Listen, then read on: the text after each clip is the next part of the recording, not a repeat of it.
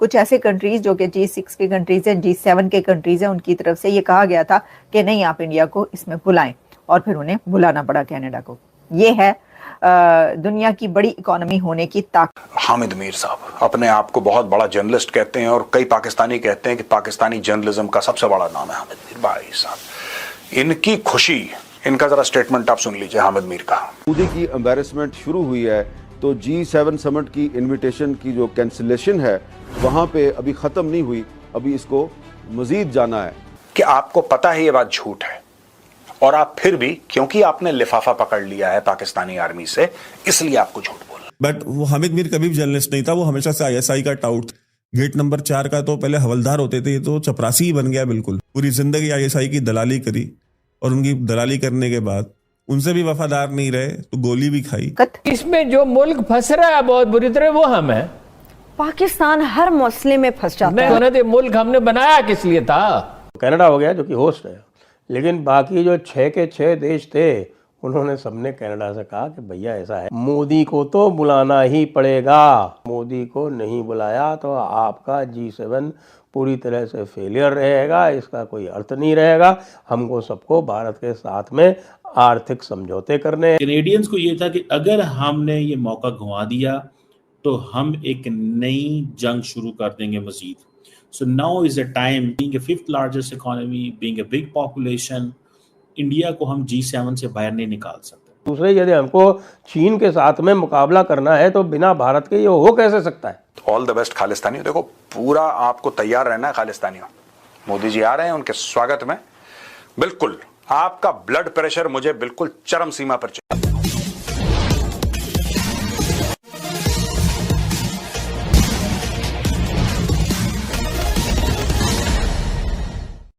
हामिद मीर साहब अपने आप को बहुत बड़ा जर्नलिस्ट कहते हैं और कई पाकिस्तानी कहते हैं कि पाकिस्तानी जर्नलिज्म का सबसे बड़ा नाम है हामिद मीर। भाई साहब इनकी खुशी, इनका जरा स्टेटमेंट आप सुन लीजिए हामिद मीर का।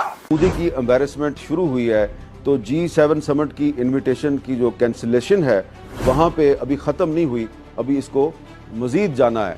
कि आपको पता है ये बात झूठ है और आप फिर भी, क्योंकि आपने लिफाफा पकड़ लिया है पाकिस्तानी आर्मी से, इसलिए आपको झूठ बोलना है। ये हामिद मीर आदमी जो है ये इस कैटेगरी में आता है, ISPR से पैसा लेके झूठ बोलना। अब देखिए इसने क्या बोला।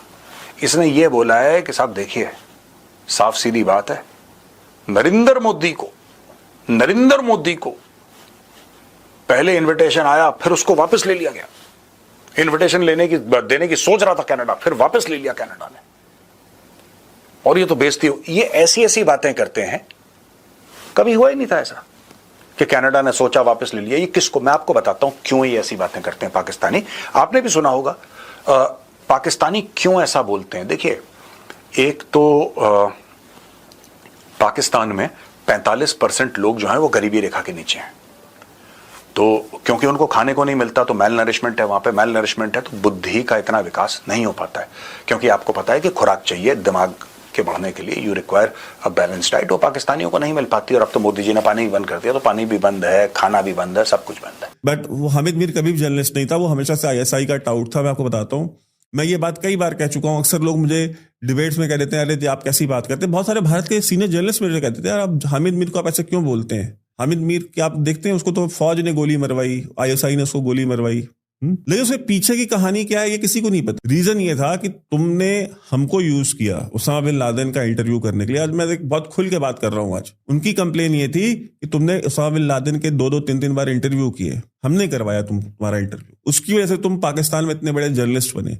तुमको बड़े बड़े पॉलिटिशियंस के साथ हमने हिच कराया, तुम्हें बड़े बड़े पॉलिटिशियंस के बारे में खबरें हमने ला करके दी। ISI की इंटेलिजेंस बेस्ड जो न्यूज थी अलग अलग प्राइम मिनिस्टर्स के बारे में, मिनिस्टर्स के बारे में, वो हमने दी, जिसको इस्तेमाल करके तुम जंग और जियो में तुम इतने बड़े जर्नलिस्ट बने। तुम्हारे पूरे थ्रू आउट करियर में तुमको नेशनल नहीं इंटरनेशनल लेवल पे हमने रिकॉग्निशन दिलवाई। तुम हमारे खिलाफ नहीं बोल सकते, समझिए बात को। तो उनको जो प्रॉब्लम थी हामिद मीर से वो ये थी कि जिंदगी भर हमने पाला है, हमने पोसा है, हमने तुमको ग्रोथ दिलवाई है और तुम हमारे खिलाफ बोल रहे हो। वो नहीं बर्दाश्त है उनको। अरशद शरीफ के साथ क्या था, अरशद शरीफ के साथ भी यही था। ये हामिद मीर उसी लीग का जर्नलिस्ट है, उसी लीग का पत्रकार। तो ये बातें कर रहा है कि जी हिंदुस्तान जो है ना वो हमला करेगा हमारे ऊपर। ये कौन बुलवा रहा है, ISI कह रही है। अब हामिद मीर को लग गया है जी अब तो बुढ़ापा आ रहा है और अब तो पैसे की भी जरूरत है, और पाकिस्तान फौज से अब हम लड़ नहीं सकते। तो ये वो जो गोली चली थी ना, वो एक उनको रिमाइंडर था, वो रिमाइंडर मिल गया है। तो वो रिमाइंडर को लेकर के अब ये बातें कर रहे हैं और घूम घूम करके आईएसआई का प्रोपेगेंडा कर रहे हैं। गेट नंबर 4 का तो पहले हवलदार होते थे, ये तो चपरासी ही बन गया बिल्कुल। हामिद मीर जैसे जो दलाल हैं, जिनको जर्नलिस्ट तो कहना पत्रकारिता का अपमान है, पूरी जिंदगी आईएसआई की दलाली करी और उनकी दलाली करने के बाद उनसे भी वफादार नहीं रहे तो गोली भी खाई। अब गोली खा करके 4 जूते खा करके अभी फिर सीधे हो गए। तो फिर जो मालिक है उसके आगे पीछे दुम हिला रहे हैं और उनका प्रोपेगेंडा घूम घूम के पूरे पाकिस्तान में कर रहे हैं। तो करते रहें और इनको हम एक्सपोज करते रहें। 6, एक तो कनाडा हो गया जो कि होस्ट है, लेकिन बाकी जो 6 के 6 देश थे उन्होंने सबने कनाडा से कहा कि भैया ऐसा है, ये तुम्हारी जो भी समस्याएं हैं उनको भूल जाओ, मोदी को तो बुलाना ही पड़ेगा। पूरी दुनिया में सभी को इस समय भारत की आवश्यकता है और भारत की आवश्यकता है तो मोदी की आवश्यकता है। मोदी को नहीं बुलाया तो आपका G7 पूरी तरह से फेलियर रहेगा, इसका कोई अर्थ नहीं रहेगा। हमको सबको भारत के साथ में आर्थिक समझौते करने हैं, आर्थिक वार्ताएं करनी है, आर्थिक वार्ता के अतिरिक्त सामरिक वार्ताएं भी करनी है। सामरिक मतलब स्ट्रेटेजिक, यानी कि लोगों को भारत के साथ में मिलिट्री अलायंस भी बनाने का शौक़ है इस समय। बहुत से तो अब ये कह रहे हैं कि साहब कि भारत से हमको अब आयुध यानी कि आर्मामेंट्स भी खरीदने पड़ सकते हैं। भारत के साथ फार्मा और अब जो है वो डिफेंस इंडस्ट्री वो भारत की वो इतनी अधिक प्रोग्रेस कर चुकी है, भारत के बिना तो हमारा काम ही नहीं चल सकता। और दूसरे यदि हमको चीन के साथ में मुकाबला करना है तो बिना भारत के ये हो कैसे सकता है। G7 में हम डिस्कस क्या करेंगे? G7 में हम आर्थिक विकास, आर्थिक प्रोग्रेस, विश्व की आर्थिक प्रोग्रेस, ये सब हम डिस्कस करते हैं। और जो फास्टेस्ट ग्रोइंग मेजर इकोनॉमी है उसको हम बुलाएंगे नहीं। कुछ तो ये कह रहे हैं कि भाई इसको G7 से एक्सपैंड करके G8 कर दो। आखिरकार एशिया से जापान तो है ही ना। G7 को मुकाबला करना है चाइना से और भारत को बुलाएंगे नहीं, तो ऐसा कैसे हो सकता था? तो अब भारत को बुलाना पड़ रहा। एक तो ये बात है। दूसरी चीज ये है कि ये सारे के सारे लोग अपनी खुद की कौम पे प्रोपेगेंडा करते हैं, क्योंकि इनकी कॉन्स्टिट्यूंसी वही है। उसी को झूठ बोलते रहेंगे कि भैया ऐसा है कि पहले तो था मोदी के लिए इनविटेशन आने वाला था, लेकिन फिर यहां से हमने बिलावल भुट्टो को भेजा और यहां से फील्ड मार्शल आसिम मुनीर ने फोन करा और शहबाज शरीफ साहब थोड़े से दंदनाए और कनाडा ने बोला कि नहीं, पाकिस्तान तो एक एटमी कुव्वत है और कलमा पढ़ के वो मुल्क बना है और सब वहां पे जज्बे वाले हैं, पूरी कौम जज्बे वाली है। तो इसलिए लिहाजा लाल टोपी का भी फोन आ गया बीच में, तो अब हम कैसे मोदी को बुला लें? तो हमने मोदी का इनविटेशन किया। ये ऐसे ऐसे चूरन अपनी कौम को लोग बेचते हैं और उनकी कौम ये सब विश्वास भी कर लेती है। जैसा मैंने आपको बताया, लिटरेसी रेट पाकिस्तान में बहुत कम है दोस्तों, बहुत ज्यादा कम है। तो फिर पाकिस्तानियों को अब जो चूरन खिलाओ खा लेते हैं। एनीवे, मोदी जी जा रहे हैं और 2-4 अहम मुद्दों पे मोदी जी वहां पे बात करेंगे। आज मैं आपको बता दे रहा हूं कि किन किन मुद्दों पे बात करेंगे दोस्तों। एक तो टेररिज्म पे बात होगी और पाकिस्तान की खाल उधेड़ के उसकी वहां पे जैकेट, मोजे और दस्ताने, टोपी बनाई जाएगी। कनाडा को एक तरह से मजबूरी में बुलाना पड़ रहा है। अब जो है कार्नी, इन्होंने एक बड़ा स्टेप लिया। That is wise move by the way, mark Carney. उन्होंने जो बात की, उन्होंने कहा जी देखें, बात यह है कि India is an important player. It's a 5th largest economy, and being a 5th largest economy, being a big population, India को हम G7 से बाहर नहीं निकाल सकते। कैनेडियंस को ये था कि अगर हमने ये मौका गंवा दिया तो हम एक नई जंग शुरू कर देंगे Majid. So now is a time कि अमेरिका के साथ मामलात खराब हैं, दुनिया की इकोनॉमी सुकड़ रही है, डोनाल्ड ट्रंप साहब जो हैं वो टैरिफ्स के ऊपर बातें होंगी, तो हमें क्या ज़रूरत है एक बड़ी इकोनॉमी को आउट ऑफ द लूप रखने की? हमें क्या ज़रूरत है कि एक हम ऐसी इकोनॉमी के साथ लड़ाई शुरू कर लें जो हमें जिससे हमें फ़ायदा हो रहा है। एक देखें, India is a big country, तो उनको इस चीज़ का अंदाज़ा है कि अगर हम ये करते हैं तो ये हमारे लिए एक मुश्किल पैदा हो जाएगी। सो हम नहीं चाहते कि ये चीज़ जो है, ये मुश्किल जो है वो हमारे सामने आए। और दूसरी बात ये है कि वो ये भी समझते हैं कि शायद ये जो सिक्स हैं कनाडा के अंदर, ये शायद हमें इनकी इतना साथ नहीं देना चाहिए, because some of the ways कि वो देखेंगे हमारे ताल्लुकात तो गवर्नमेंट से हैं, हमारे ताल्लुकात इंडिविजुअल से तो नहीं है। फॉर एग्जाम्पल जो वर्ल्ड सिख ऑर्गेनाइजेशन है उसने कहा this is a betrayal of the Sikh Canadians.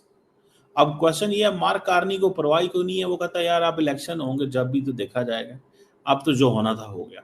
इसमें ये बात याद रखें कि कहा यह जा रहा है कि G6 का पुश भी था, G6 की तरफ से ये पुश किया गया कि ऐसा नहीं हो सकता, यानी G6 के जो कंट्रीज हैं, यानी जो और कंट्रीज हैं, G7 में भी जो कंट्रीज हैं, उनकी तरफ से ये पुश किया गया कि आप इंडिया को टेबल पर लाएं, इंडिया को आप इस समिट से बाहर नहीं रख सकते और भारत को आपको इस समिट में बुलाना पड़ेगा।